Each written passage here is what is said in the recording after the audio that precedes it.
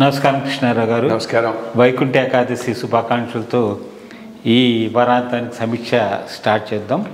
ముఖ్యంగా అంతర్జాతీయ విషయాలు మాట్లాడుకుంటున్నాం.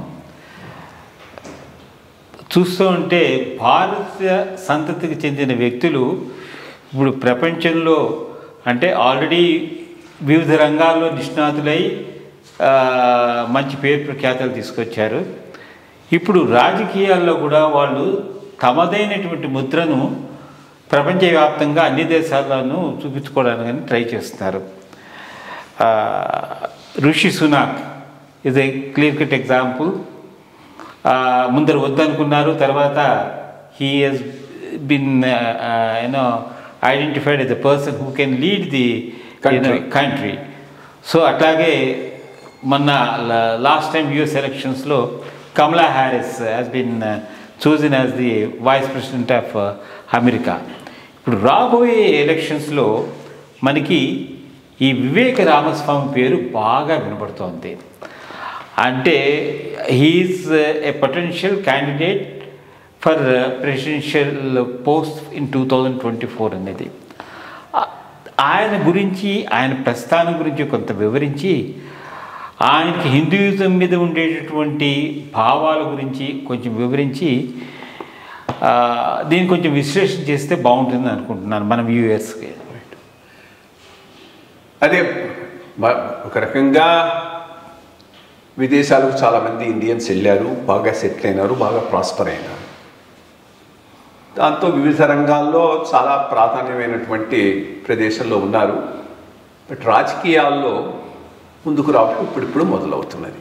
మీరు అన్నట్టు రిషి సునాక్ ఒక పర్ఫెక్ట్ ఎగ్జాంపుల్. ఇంగ్లాండ్లో అమెరికాకు వచ్చేటప్పటికి of course already Kamala Harris వచ్చింది, ఆమె ఉన్నది.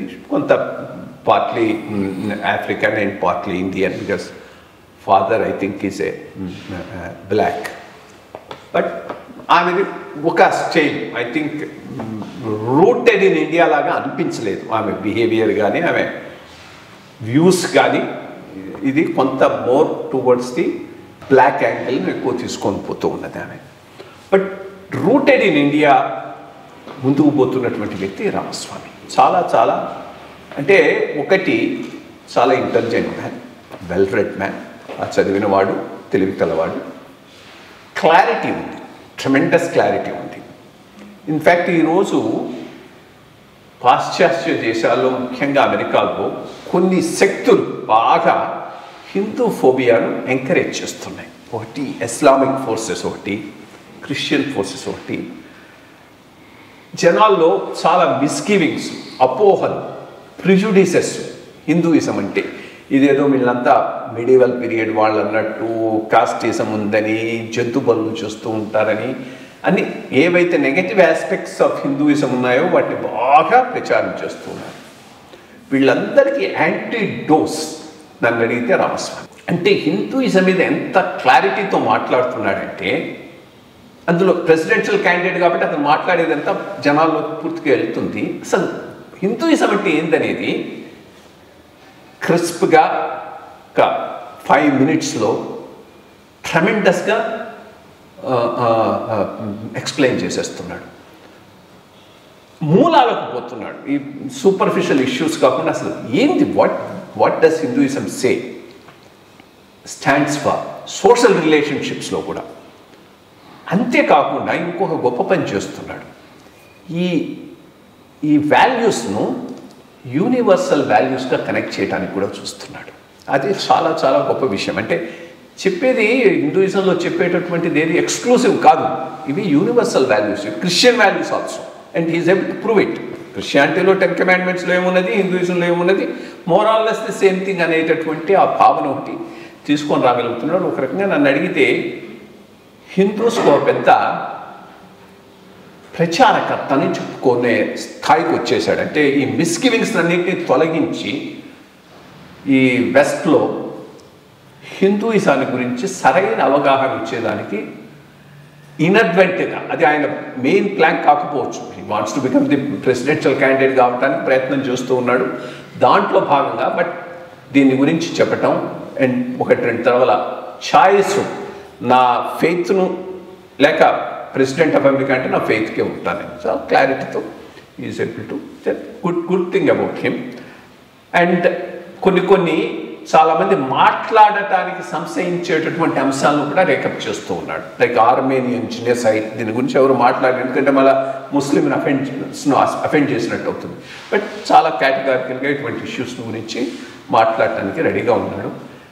నేను అనుకోవటం ఈ తడవ this time he may be a vice presidential candidate, serious vice presidential candidate. Republicans కావచ్చు, ప్రెసిడెంట్ ఎవరైనా వైస్ ప్రెసిడెంట్ అయ్యే అవకాశం ఉన్నది. ఒబామా లాగా నెక్స్ట్ టర్మ్ ఆ టర్మ్లో ప్రెసిడెంట్ ఆఫ్ అమెరికా అయినా కానీ నేను ఆశ్చర్యపోను అంత. But America deserves him rather than he deserving America definitely deserves him. అంటే ఈ డైవర్సిటీకి నువ్వు ప్రాధాన్యం ఇచ్చేటట్టయితే ఇంతకన్నా better, enlighten, inclusive presidential candidate, అంతేకాదు అమెరికా ఇంట్రెస్ట్ను స్టాండ్ అయ్యేటటువంటి ప్రెసిడెన్షియల్ క్యాండిడేట్ ఇంకోటి ఉండకపోవచ్చు. ఇది నా అసెస్మెంట్ ఆయన గురించి. సక్సెస్ఫుల్ బిజినెస్ అక్కడి నుంచే మొదలెట్టాడు కంపెనీ బిజినెస్. బికాస్ మనీ లేనిది అందరూ అమెరికన్ ప్రెసిడెన్షియల్ ఎలక్షన్స్లో ఎక్కడైనా మన ఇండియాలోనైనా కానీ మనీ చాలా ఇంపార్టెంట్ అనుకో, బట్ అమెరికాలో ఇంకా ఇంపార్టెంట్. సో ఆ ఫైనాన్షియల్ సౌండ్ చేసుకొని అసలు బేస్ ఏర్పాటు చేసుకొని యంగ్గా ఇటు పాలిటిక్స్లోకి వచ్చాడు కాబట్టి చాలా యంగ్ మ్యాన్ ఆల్సో, కాబట్టి మంచి ప్రాస్పెక్ట్స్ ఉంటాయని నేను భావిస్తున్నాను. అటువంటి వాళ్ళు అక్కడ కాబట్టి ఇండియా కూడా మంచిది, because they will become brand ambassadors for India more than anything else. అంతర్జాతీయ విషయాల మీద చర్చించుకున్నాము. ఇప్పుడు మనకి జాతీయంగా ఇవాళ క్లుప్తంగా ఒక విషయం చర్చకు వస్తుంది. అంటే స్టేట్ ఎలక్షన్స్ మన రీసెంట్గా అయిపోయిన తర్వాత భారతదేశంలో ముఖ్యంగా ప్రతిపక్షం, రూలింగ్ పార్టీస్ రెండు ఉంటాయి.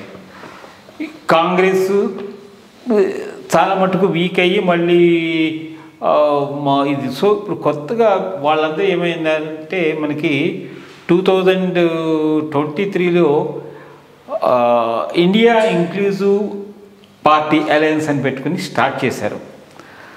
కాంగ్రెస్ కొన్ని చోట్ల మిగిలిన వాళ్ళని దగ్గరికి రాణిస్తుంది, కొంతమందిని రానియట్లేదు. సో దీంట్లో చాలా కన్ఫ్యూషన్, గందరగోళంగా ఉంది. ఈ ఇంక్లూజివ్ అలయన్స్ అనేది రేపు 2024 ఎలక్షన్స్కి ఎట్లా ఉంటుంది అనుకుంటున్నారు? బీజేపీని సమర్థవంతంగా ఎదుర్కోగలదా, లేకపోతే మళ్ళీ is it an advantage for BJP to contest the elections because of good performance over last 10 years? So దీని మీద మీ అభిప్రాయం? ఒకటి, ఏ దేశంలోనైనా ప్రజాస్వామ్యం బలపడాలన్నా, పటిష్టంగా ఉండాలన్నా రెండు ప్రధానమైన పార్టీల అవసరమైతే ఎంతైనా ఉన్నది, దాంట్లో ఏమీ డౌట్ లేదు. భారతదేశం స్వాతంత్ర్యం వచ్చినప్పటి నుంచి ఈ పరిణితి సరిగ్గా జరగలేదు. చాలా రోజులు, అంటే ఆల్మోస్ట్ 1947 నుంచి 67 దాకా ఏకపక్షంగానే కాంగ్రెస్ పాలన చేసింది. ఇన్ఫ్యాక్ట్ అప్పట్లో రాజాజీ గారు స్వతంత్ర పార్టీని స్థాపించడంలో కూడా ఇది ఒక ప్రధానమైన అంశంగా చెప్పుకున్నాడు. అపోజిషన్ అనేది ఉండాలి, అపోజిషన్ స్ట్రాంగ్గా ఉండాలి, అప్పుడే ప్రభుత్వాలు సరిగ్గా పనిచేస్తాయి, వితౌట్ డిక్టటోరియల్గా ఉండకుండా రెస్పాన్సివ్గా ఉంటాయనేది ఆ రోజు ఆయన పాయింట్, చాలా ఇంపార్టెంట్ పాయింట్. బట్ అది సరిగ్గా 2 పార్టీ సిస్టమ్ అనేది సరిగ్గా పరిణితి చెందలేదు. 1967 వచ్చేటప్పటికి కలగూరగంపు వచ్చిందే కానీ ఒక పార్టీ దానికి ఎగ్నెస్ట్గా, కాంగ్రెస్కి ఎగ్నెస్ట్గా రాలేదు. సరే, ఆ కలగూరగంప వల్ల దేశం చాలా నష్టపోయింది. యాక్చువల్లీ ఆఫ్టర్ కాంగ్రెస్ పోయిన తర్వాత వచ్చిన వీపీ సింగ్ టైము, ఈ టైము, వీళ్ళందరూ కలిపి దేశాన్ని సర్వనాశనం చేసేసారు ఆ పీరియడ్ 95, 96 తర్వాత 2004 దాకా. 2004కు ఒక జాతీయ పార్టీగా స్టెబిలైజ్ అయ్యి ఈ బీజేపీ రావటం, బీజేపీ వచ్చిన తర్వాత కాంగ్రెస్ కనుక సిద్ధాంతపరమైన బేస్ ఉండుంటే అంత త్వరగా కొలాప్స్ అయి ఉండేది కాదు. కొలాప్స్ కాకుండా ఉండుంటే 2 పార్టీ సిస్టమ్ అప్పటి నుంచి అమల్లో ఉండుండేది. కానీ కాంగ్రెస్ ఏమైంది, సిద్ధాంతపరమైన బేస్ లేకపోవటం, కేవలం ఒక ఫ్యామిలీ పార్టీ కావటంతో అన్ని చోట్ల కొలాప్స్ కావటం మొదలెట్టింది. దీంతో బీజేపీకి ఎదురుగా జాతీయ స్థాయిలో ఉండగలిగేటటువంటి పార్టీ లేకుండా పోయింది. అది ప్రజాస్వామ్యంలో ఒక పెద్ద మైనస్ పాయింట్. ఇప్పటికీ కాంగ్రెస్ ప్రధానమైన ఫోర్స్, దాంట్లో ఏం డౌట్ లేదు. ఎందుకు ప్రధానమైన ఫోర్స్ అంటే ఒక 5-6 ప్రధానమైన రాష్ట్రాల్లో అదే అపోజిషన్. సో ప్రభుత్వం ఏ రోజు సరిగ్గా పరిపాలన చేయకపోయినా యాంటీ ఎస్టాబ్లిష్మెంట్ ఓట్ అంతా కాంగ్రెస్కి వస్తుంది. కాబట్టి ఏ అపోజిషన్ అలయన్స్నైనా లీడ్ చేయగలిగినటువంటి పార్టీ ఇప్పటికి కూడా కాంగ్రెసే. సో దాని వరకు డౌట్ లేదు. కానీ ఏమవుతున్నదంటే వీళ్ళు బలపడితే మాకు దెబ్బ తగులుతుందేమోనని మిగిలిన ప్రాంతీయ పార్టీలు, మేము బలపడి వీళ్ళను మార్జినలైజ్ చేయాలని కాంగ్రెస్, వాళ్ళలో ఇంటర్నల్ కాన్ఫ్లిక్ట్ ఒకటి రన్ అవుతున్నది. సో అదొక aspect which is going on. ఎప్పటికైనా ఈ రీజనల్ పార్టీస్ క్రమక్రమంగా పక్కకి వెళ్ళిపోయి ఆ స్పేస్ను కాంగ్రెస్ ఆక్యుపై చేసుకోవటమే మంచిది. అప్పుడు నేషనల్గా 2 పార్టీలు ఉన్నట్టుంటుంది. దానికి సరైన సమయం వస్తున్నదని నేను అనుకుంటున్నాను. ఎందుకనంటే కాంగ్రెస్ ఒక రకంగా ఈరోజు పెద్ద సాలిడ్ ఓట్ బ్యాంక్గా ముస్లిం ఓట్స్ తయారైనాయి. Muslims all over the country స్లోగా ఇంకా రీజనల్ పార్టీస్ నుంచి పక్కకి వెళ్ళిపోతారు. అంతకుముందు ఆ కాంబినేషన్లో ఇప్పుడు లైక్ యాదవ్ ముస్లిం కాంబినేషన్లో ఉత్తరప్రదేశ్లో సమాజ్వాదీ పార్టీకి వేశారు. యాదవ్ ముస్లిం కాంబినేషన్లో బీహార్లో లాలూ ప్రసాద్ యాదవ్కి వేశారు. ఇప్పుడు ఆ కాంబినేషన్లు దెబ్బతినేటట్టున్నాయి. ఈ ముస్లిం ఓట్ 100% కాంగ్రెస్కి రావడంతో అది బేస్గా ఒక కోయలేషన్ బిల్డప్ చేసుకోగలిగితే కాంగ్రెస్ రీజనల్ పార్టీస్ను కొన్ని రాష్ట్రాల్లో పక్కకు నెట్టేసేటటువంటి అవకాశం ఉంది. బట్ అది చేయగలిగినటువంటి స్తోమత ఉన్న లీడర్షిప్ కాంగ్రెస్లో ఉన్నదా, అది పెద్ద క్వశ్చన్ మార్క్. 2024లో అయితే బీజేపీకి ఈ అలయన్స్ ఎటువంటి నష్టం చేయలేదు. అసలు ఈ అలయన్స్ ఒక కామన్ ప్లాట్ఫామ్ మీదకి వచ్చి స్ట్రాంగ్ ఫ్రంట్ని ఇవ్వగలుగుతుందా అనేది అనుమానం. కానీ ఆ పైనైనా ఏదైనా బీజేపీ తప్పిదాలు చేస్తే మాత్రం దాని బెనిఫిట్ తప్పకుండా కాంగ్రెస్కు పోతుంది. చూద్దాం. 24 వరకు అయితే ఈ అలయన్స్ పెద్దగా ప్రభావం చూపలేదు అని నేను అనుకుంటున్నాను. బట్ లాంగ్ రన్లో ఏదో ఒకటి నేషనల్ పార్టీ బీజేపీకి అపోజిషన్గా ఇవాల్వ్ కావాల్సిన అవసరం ఉంది. రీజనల్ పార్టీ స్లోగా వెళ్ళిపోవాల్సిన అవసరం కూడా ఉంది. ఎందుకంటే వాళ్ళకి నేషనల్ పర్స్పెక్టివ్ ఉండదు, చాలా సంకుచితమైన పర్స్పెక్టివ్. అది దేశానికి మంచిది కాదు. ఇప్పటికీ ఇప్పుడు అంతర్జాతీయ అంశాలు, తర్వాత దేశీయ అంశాల గురించి మాట్లాడుకున్నాం.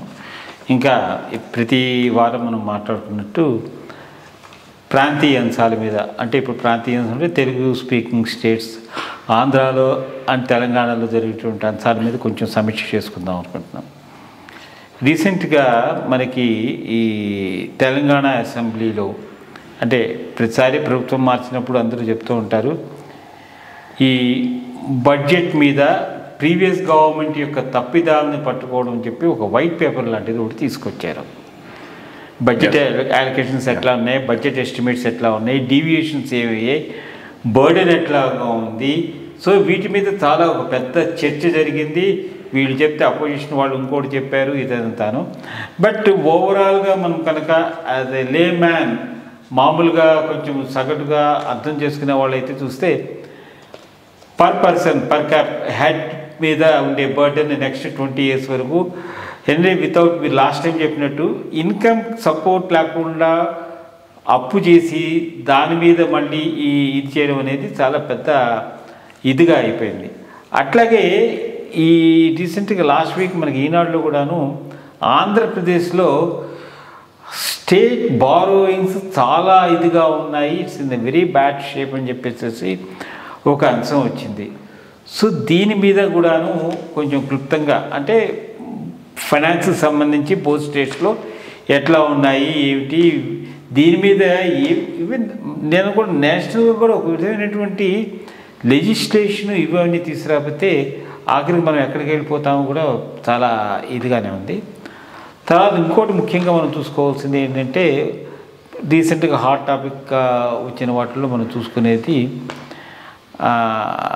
మన తెలంగాణలో చీఫ్ మినిస్టర్ గారు ప్రొటెక్టింగ్ గవర్నమెంట్ ల్యాండ్స్ ప్రతిసారి వస్తూనే ఉంటుంది. ఎవరు పొలిటికల్ పార్టీ వాళ్ళకి ఇస్తూ ఉంటారు, ల్యాండ్స్ తీసుకుంటూ ఉంటారు, మళ్ళీ దాన్ని కట్టరు, దాని ల్యాండ్ బ్యాంక్ని డెవలప్ చేసుకుని డబ్బులు చేసుకుని అమ్మేసుకుని ఉంటారు. ఇన్ఫ్యాక్ట్ నాకు వన్ ఆఫ్ ది థింగ్స్ తెలుసు, మీరు సిసిలియా కింద ఉన్నప్పుడు I think you are the first person ఎవరెవరైతే ఇక్కడ జూబ్లీహిల్స్లోనూ అక్కడను పెద్ద పెద్ద వాళ్ళందరూ the purpose for which the lands have been allotted has been misused and commercial పర్పసెస్కి వీటికి వాటికి చేసుకున్నారు. ఇప్పుడు చాలామంది వాటిని అమ్మేసుకోవడం అదంతా కూడా జరుగుతుంది. సో ఇట్లా గవర్నమెంట్ ల్యాండ్ అలాట్మెంట్ చేసేది అసలు ఏ విధంగా సబబు, అది రియల్ పర్పస్కి ఉందా, దానికి ఏమైనా టైం లిమిట్ ఉందా లేదా అదొకటి చూసుకుందాం. తర్వాత ఇప్పుడు రీజనల్ పార్టీస్ గురించి మాట్లాడుకుంటే ఇదంతా చేస్తే ఇప్పుడు కేజ్రీవాల్ని చూసుకుని మళ్ళీ ఆయన మన former CBI director JD Lakshminarayana garu లోకల్గా ఆంధ్రప్రదేశ్లో స్వతంత్ర పార్టీ ఒకటి స్టార్ట్ చేస్తామని అంటున్నారు. ఇన్ని పార్టీసు ఆంధ్రప్రదేశ్లో ఆయన ఇంపాక్ట్ ఎట్లా ఉంటుంది, whether he can penetrate and whether he can do make some impact in Andhra politics. ఈ 4 విషయాల మీద ఈ వారం చర్చించుకుందాం. మొట్టమొదటిగా ఇదే తెలంగాణలో వైట్ పేపర్ గురించి మాట్లాడదాం. ఆ పైన ఆంధ్ర ఫైనాన్సెస్ వీళ్ళ విషయాలు మాట్లాడదాం. ప్రతి చోట వైట్ పేపరు కొత్త గవర్నమెంట్ ఎప్పుడు వచ్చినా కానీ పాత గవర్నమెంట్ చేసిన తప్పిదాలు చెప్పను, వీళ్ళకి ఈరోజు ఉన్న సమస్యలు ఏంటి, పాత ప్రభుత్వం చేసిన తప్పిదాల వల్ల మేము చేయలేకపోతున్నామని చెప్పుకోవటానికి ఈ శ్వేతపత్రాలను రిలీజ్ చేస్తూ ఉంటారు. ఇన్ఫ్యాక్ట్ అప్పుడు చంద్రబాబు నాయుడు గారు పవర్లోకి వచ్చినప్పుడు ఒకదాని మీద కాదు ఆల్మోస్ట్ 10 శ్వేతపత్రాలు రిలీజ్ చేసినట్టు గుర్తు. అట్లాగే ఇప్పుడు కూడా వీళ్ళు ఫైనాన్సెస్ మీద శ్వేతపత్రాన్ని రిలీజ్ చేశారు. తప్పకుండా వాళ్ళకు అనుకూలంగా ఉండేటట్టుగానే శ్వేతపత్రం ఉంటుంది, దాంట్లో ఏమీ డౌట్ లేదు. కానీ ఫిగర్స్ మాత్రం రాంగ్గా పెట్టడానికి వీల్లేదు కాబట్టి ఆ ఫిగర్స్ను మనం కాస్త అనలైజ్ చేసి మాట్లాడతాం. మొట్టమొదటిది దీంట్లో వాళ్ళు మేము ఇచ్చేసామంటే కాంగ్రెస్ ఆల్మోస్ట్ 56 నుంచి 2004 దాకా యునైటెడ్ ఆంధ్రప్రదేశ్లో రూల్ చేసింది కాంగ్రెసే కదా, చాలా కాలం. మధ్యలో తెలుగుదేశం కొంతకాలం చేసినా కానీ.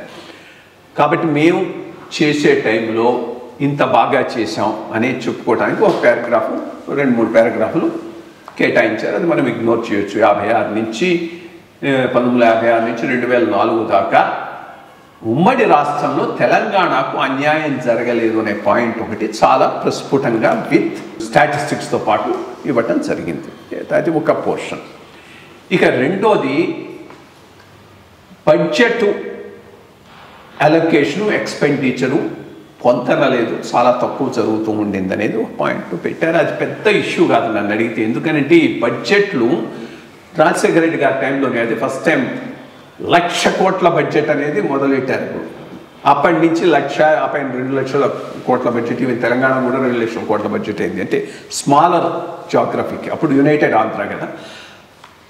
ఈ పెద్ద పెద్ద బడ్జెట్లు చూపెట్టడం అనేది ఒక పెద్ద పొలిటికల్ స్టేట్మెంట్ అయిపోయింది. అంత పెద్ద బడ్జెట్ చూపెట్టినప్పుడు న్యాచురల్లీ అక్కడ దానికి కావాల్సినంత వనరులు ఉండవు కాబట్టి బడ్జెట్లో ఎక్కువ చూపెడతారు, ఫైనల్గా వచ్చేప్పటికి ఎక్స్పెండిచర్ తక్కువ ఉంటుంది. ఆ పాయింట్ మెన్షన్ చేశారు, వ్యాలిడ్ పాయింట్. కానీ ఈ ప్రభుత్వం గత 10 సంవత్సరాల్లో చేసినది సరిగ్గా లేదని చెప్పడానికి అది పెద్ద ఇష్యూ కాదు.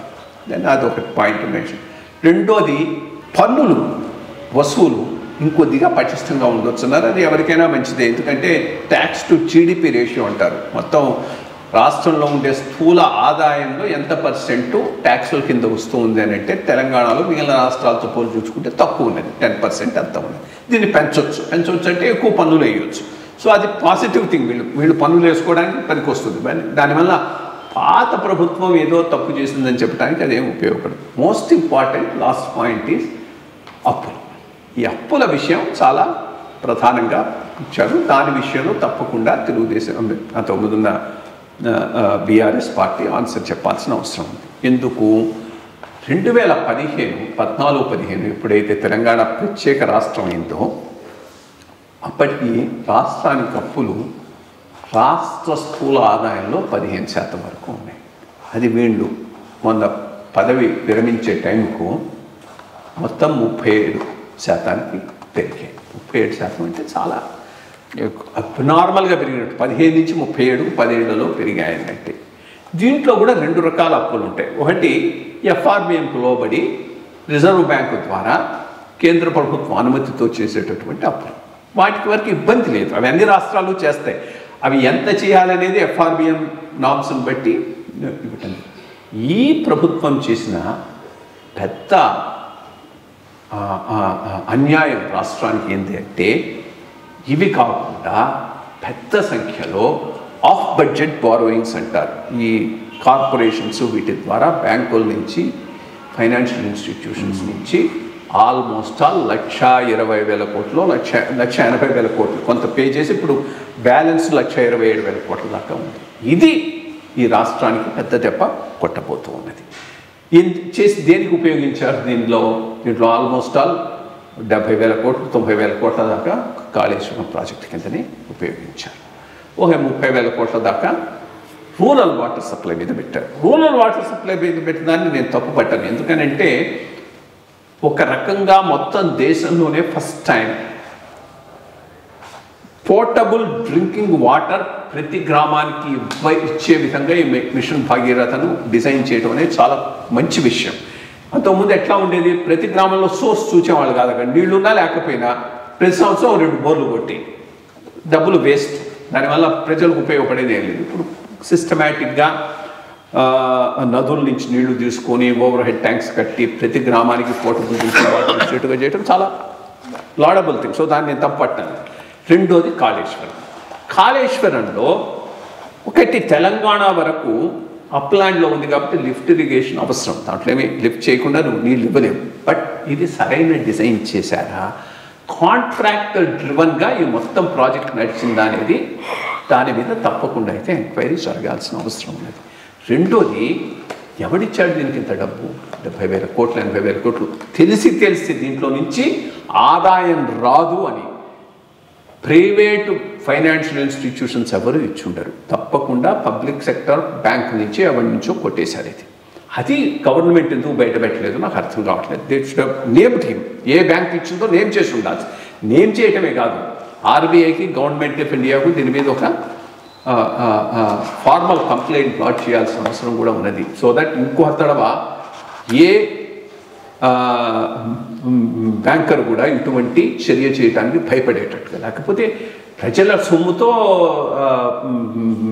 బ్యాంక్ మేనేజ్మెంటును పొలిటికల్ లీడర్షిప్ కుమ్మక్కైపోయి వేస్ట్ చేయటం అవుతుంది ఇది. సో ఈ 2 మేజర్ ఇష్యూస్. నన్ను అడిగితే ఈ 10 ఏళ్లలో వీళ్ళేమి సరిగ్గా పాలన చేయలేదనేది కరెక్ట్ కాదు, చక్కగా చేశారనేది కూడా రైట్ కాదు. చేశారు కొంత, బట్ చాలా చాలా బాగా చేయడానికి అనువైనటువంటి రాష్ట్రం తెలంగాణ. చిన్న రాష్ట్రం, కాంపాక్ట్ రాష్ట్రం, సర్ప్లస్ బడ్జెట్తో మొదలైనటువంటి రాష్ట్రం. అటువంటి రాష్ట్రాన్ని తీసుకుపోవాల్సిన పంథాలో తీసుకుపోకుండా ఈనాడు చాలా సమస్యలకు మాత్రం పాత్రపడుతున్నాం. ప్రధానంగా ఎడ్యుకేషన్ మీద, హెల్త్ మీద సరిగ్గా ఖర్చు పెట్టలేదు. 2 ఇంపార్టెంట్ సెక్టర్స్ మీద మరి ఎక్కడికి పోయినట్టు డబ్బులన్నీ విచ్చలవెళ్ళిగా ఎక్స్ట్రావిగెంట్గా ఖర్చు పెట్టారు, దాంట్లో ఏమీ డౌట్ లేదు. But at the same time ఇతర రాష్ట్రాలతో పోల్చి చూస్తే కొంతవరకు మెరుగే. ఇప్పుడు ఆ రూరల్ వాటర్ సప్లై మీద పెట్టినటువంటి ఎంఫసిస్ అవి మంచిదే. బట్ కాంట్రాక్టర్ డ్రివన్ స్కీమ్స్ మీద పెట్టడం అనేది మాత్రం సరైనటువంటి విధానం కాదు. ఇక ఆంధ్రాతో పోల్చేస్తే తెలంగాణ మీద 2 రెట్లు మేము ఎక్కువ చదివామన్నట్టున్నది ఆంధ్ర పరిస్థితి. మరి ఆ ఈనాడులో చెప్పిన 10 లక్షలు కరెక్టా, దానికన్నా తక్కువ, దాని మీద మళ్ళీ గవర్నమెంట్ సలహాదారు ఏదో ఒక క్లారిఫికేషన్ ఇచ్చారు, అది వదిలేద్దాం. బట్ ఇంత విచ్చలవిడిగా నువ్వు ఖర్చు పెట్టడానికి డబ్బులు ఎక్కడి నుంచి వస్తున్నాయి? 10 లక్షల కోట్లు కానీ, 8 లక్షల కోట్లు కానీ, 7 లక్షల కోట్లు కానీ రాష్ట్రం భరించే పరిస్థితి ఉందా అంటే మాత్రం లేదు. వీళ్ళకన్నా 2 ఆకులు ఎక్కువ చదివారని ఎందుకన్నానంటే వీళ్ళు అట్లీస్ట్ ఎస్పీవీల ద్వారా, అదే ఈ కార్పొరేషన్స్ ద్వారా బ్యాంకుల నుంచి ఏదో అడిషనల్ లోన్స్ తీసుకొచ్చి వాటిని ఖర్చు పెట్టారు. అక్కడ ఆయన ఇంకొక స్టెప్ ముందుకు పోయి భవిష్యత్తులో ఎక్సైజ్ మీద వచ్చే ఆదాయాన్ని కూడా ఇప్పుడే డిస్కౌంట్ చేసి బ్యాంకులకు తాకట్టు పెట్టి లోన్లు తీసుకున్నారు. ఈ రకమైన ప్రభుత్వాలు ఉంటే ప్రజల నెత్తి మీద అప్పులు పెట్టడం తప్పితే వీళ్ళు చేసేది ఏమీ లేదు. ఈరోజు పప్పు బెల్లాలు బొరుగులు పంచి భవిష్యత్ తరాలకు విపరీతమైన నాశనం చేస్తూ వాళ్ళ ఇండివిజువల్ ఇమేజ్ పెంచుకోవటానికి చేస్తున్న ప్రయత్నాలుగానే అవుపిస్తూ ఉన్నాయి. ఇక జేడి లక్ష్మీనారాయణ గారి పార్టీ విషయానికి వస్తే మంచిదే. సోషలీ కన్సర్న్ ఇండివిజువల్స్ ఏ ప్రొఫెషన్ నుంచైనా కానీ వచ్చి ప్రజలకు చేయటం అనేటటువంటిది వెల్కమ్ థింగ్. కానీ స్కోప్ ఎంత ఉంది, పొలిటికల్ స్పేస్ ఉందా, దాన్ని ఆక్యుపైడ్ పొలిటికల్ స్పేస్ ఆలోచించకుండా పెడితే పెద్ద ఫలితాలు ఉండకపోవచ్చు. నేను అనుకోవటం ఇప్పుడు అది ఆంధ్రాలో అంతా ఆక్యుపైడ్ పొలిటికల్ స్పేస్. ఒక ఆర్గనైజ్ నేషనల్ పార్టీ బీజేపీకే స్పేస్ దొరకటం లేదు. సో అక్కడ ఇంకోళ్ళకు స్పేస్ దొరుకుతుందని నేను అనుకోను. రెండోది, దీనివల్ల పొలిటికల్గా పెద్దగా ఎఫెక్ట్ ఉంటుందని కూడా నేను అనుకోవటం లేదు. బేసిక్గా ఇప్పటికే ప్రజలు డిసైడ్ అయిపోయినారు. యాంటీ ఎస్టాబ్లిష్మెంట్ స్ట్రాంగ్ సెంటిమెంట్ ఉన్నది. అది తెలుగుదేశానికి కన్సాలిడేట్ అవుతున్నది, దాంట్లో ఏమీ డౌట్ లేదు. సో అది ఒక టైంలో ఆ స్పేస్ కొంతవరకు ఆక్యుపై చేసుకునే అవకాశం పవన్ కళ్యాణ్ గారికి ఉండింది. విత్ బీజేపీ సపోర్ట్ ముందుకు పోయింటే అది చేయలేదు ఆయన. ఆ స్పేస్ను తెలుగుదేశానికి వదిలేశాడు.